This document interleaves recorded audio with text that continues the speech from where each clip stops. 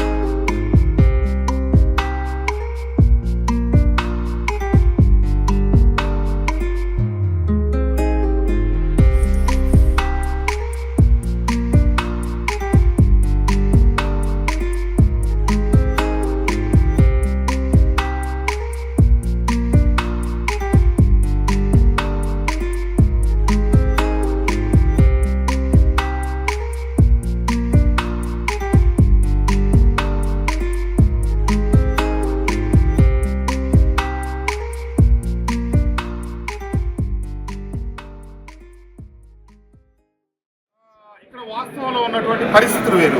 ఈ సంవత్సరం పత్తి రైతులు పూర్తిగా నష్టపోయారు. 8 క్వింటాలకు మించి వచ్చే పరిస్థితి లేదు. అది కూడా నాణ్యతా లోపాలు చాలా ఎక్కువగా ఉంది. ఎందుకంటే విపరీతమైన వర్షాల వల్ల కాయలు కుళ్ళిపోయి ఇప్పుడు తీసేటప్పుడు కూడా అన్నీ కలిసిపోయి ఉన్నాయి. ఖచ్చితంగా దీనికి కేంద్ర ప్రభుత్వం ఏదో ఒక రకమైన మార్గదర్శకాలు ఇవ్వాలని, కొంత మినహాయింపులతో కొనాలని చెప్పి రైతుల తరఫున నేను డిమాండ్ చేస్తాను. చిత్తూరు జిల్లా కలెక్టరేట్ వద్ద ఒక మహిళ విషం తాగి ఆత్మహత్యాయత్నానికి పాల్పడింది. తాను టీడీపీ అభిమానిని తనకు న్యాయం చేయాలని కోరుతూ ఆమె ఆవేదన వ్యక్తం చేస్తుంది. తన భూ వివాదంలో తహసీల్దార్ న్యాయం చేయడం లేదని ఆమె ఆరోపించింది. సమాచారం అందుకున్న పోలీసులు సంఘటనా స్థలానికి చేరుకుని బాధితురాల్ని ప్రభుత్వ ఆసుపత్రికి తరలించి చికిత్స అందిస్తున్నారు.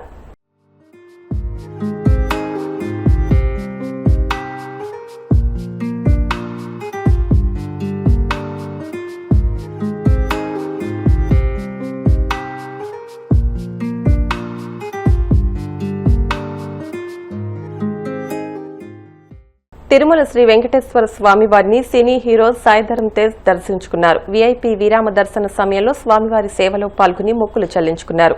దర్శనానంతరం వీరికి రంగనాయకుల మండపంలో వేద పండితులు వేదాశీర్వచనం అందించగా ఆలయ అధికారులు స్వామివారి తీర్థ ప్రసాదాలు అందజేసి పట్టువస్త్రంతో సత్కరించారు.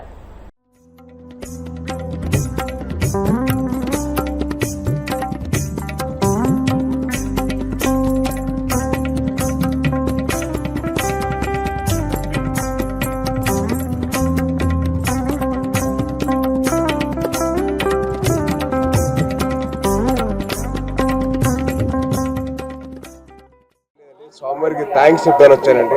ఆయన నాకు మంచి సినిమాలు ఇచ్చారు, మంచి లైఫ్ ఇచ్చారు. సో ఆయనకి థ్యాంక్స్ చెప్పుకుందాం వచ్చాను.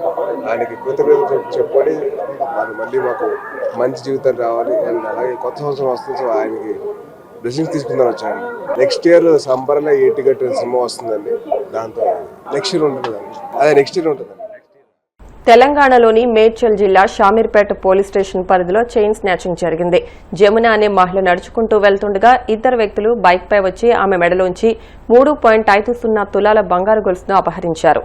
ఈ ఘటనలో మహిళకు స్వల్ప గాయాలయ్యాయి. బాధితురాలి ఫిర్యాదుతో కేసు నమోదు చేసిన పోలీసులు దర్యాప్తు చేస్తున్నారు. వార్తలు ముగించే ముందు ముఖ్యాంశాలు మరొకసారి. అంగరంగ వైభవంగా తిరుచానూరు శ్రీ పద్మావతి అమ్మవారి బ్రహ్మోత్సవాలు. రాష్ట్ర ప్రభుత్వం తరపున అమ్మవారికి పట్టు వస్త్రాలు సమర్పించిన మంత్రి ఆనం. మంగళగిరి జనసేన పార్టీ కార్యాలయంలో జనవాణి కార్యక్రమం. ప్రజల నుంచి అర్జీలు స్వీకరించిన Agnikula Kshatriya corporation chairman Chilakalapudi Paparao. Hindupuram YCP కార్యాలయంపై టీడీపీ మూకల దాడి హేయమన్న మాజీ ఎమ్మెల్యే విశ్వేశ్వర్ రెడ్డి. అప్రజాస్వామిక విధానాలతో టీడీపీ భూస్థాపితం కావడం తథ్యమని వ్యాఖ్య.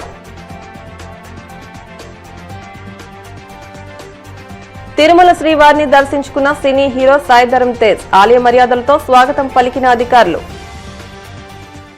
ఈ వార్తలు ఇంతటితో సమాప్తం. మరిన్ని వార్తల కోసం BCN digital YouTube channel, Facebook page ని ఫాలో అవ్వండి. అప్డేట్ వార్తల కోసం ప్లీజ్ సబ్స్క్రైబ్.